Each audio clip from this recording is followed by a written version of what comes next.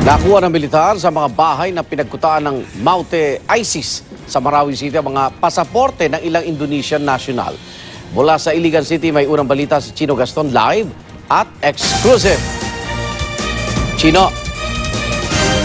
Igal 37 araw na ang bakbakan sa Marawi City at araw-araw dinig natin ng mga sunod-sunod na mga airstrikes, putukan at ng mga malalakas na pagsabog sa downtown Marawi. Patuloy ding nakakakalap ng ebidensya ang mga sundalo na hindi lamang Maute at Abu Sayyaf ang kanilang kalaban dito, kundi may mga dayuhang humalo rin sa mga kanilang kalaban.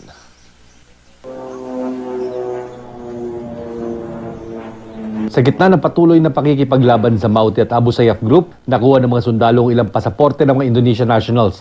Dagdag pa ito sa mga ibinigay na passport copies mula sa kanilang Indonesian counterparts ng mga Indonesians na sumanib sa Maute o di kaya Abu Sayyaf, kabilang ang isang babae. Nakita raw mga passport sa mga gamit na iniwan sa mga kabahayan na dating hawak ng Maute at Abu Sayyaf fighters. Inaalam pa sa ngayon ng militar kung kabilang ang mga Indonesians sa napapabalitang foreign jihadists na sumanib sa Maute at Abu Sayyaf.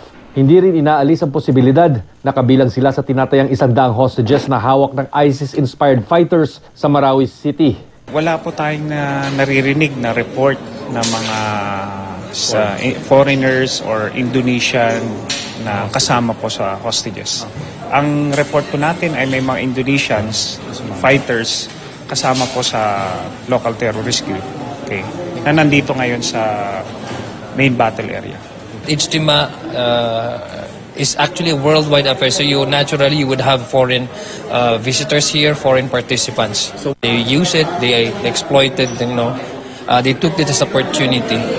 Probably yes, it could be, it's possible. Wala pang tugon ng Indonesian Embassy tungkol dito. Marami pang bangkay na nagkalat sa lugar kung saan may bakbakan. Gaya na lang ng ilang mga naagnas ng bangkay na ito na hindi malinaw kung foreigner o Pilipino. Noong Lunes, sabi ng Joint Task Force Marawi, 2 sa mga nakuhang bangkay ay Middle Eastern looking o mukhang mga Arabo. Kahapon, 17 bangkay ng mga pinaniniwalaang sibilyan na biktima umano ng mga Maute ang na-recover ng provincial government, PNP at AFP sa barangay Gandungan sa Marawi City.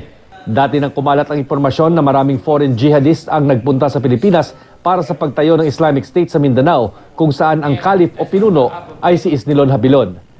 Sa higit 1 buwan na bakbakan sa Marawi City, kita sa mga larawang ito mula sa mga sundalo sa front lines ang tindi ng pagkasira ng ilang bahagi ng lungsod. Butas-butas ang mga pader ng bahay, nag-collapse ang mga bubong at nagkalat ang mga basag na konkreto sa daan. Kita din sa isang litrato ang 3 umanong Maute o Abu Sayyaf fighters na pinaliligiran ng mga wasak na bahay. Wala pang estimate kung gaano kalaki ang halagang kakailanganin para ibangon ang Marawi, pero naglaan na ng 10 bilyong pisong pondo ang pamahalaan bilang pangunang ayuda sa lungsod.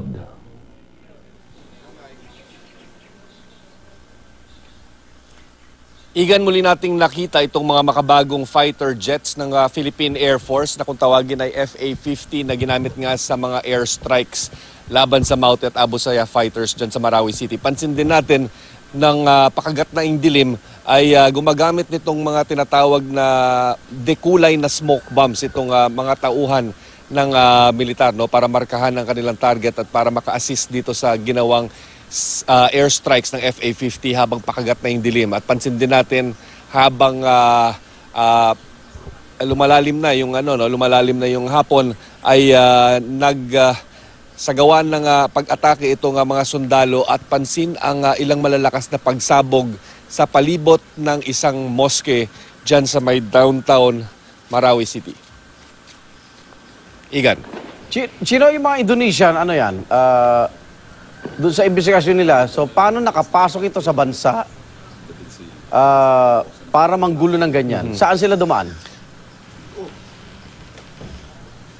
Igan, alam mo yung sinasabi sa atin na bago itong May 23 ay may parang religious conference o religious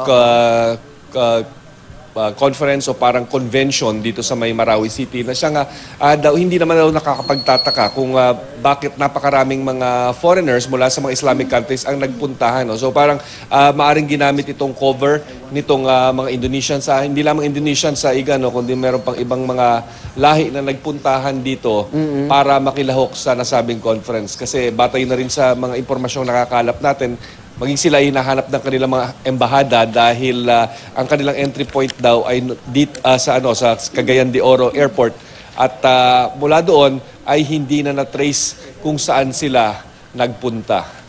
Igan. Maraming salamat, Chino Gaston.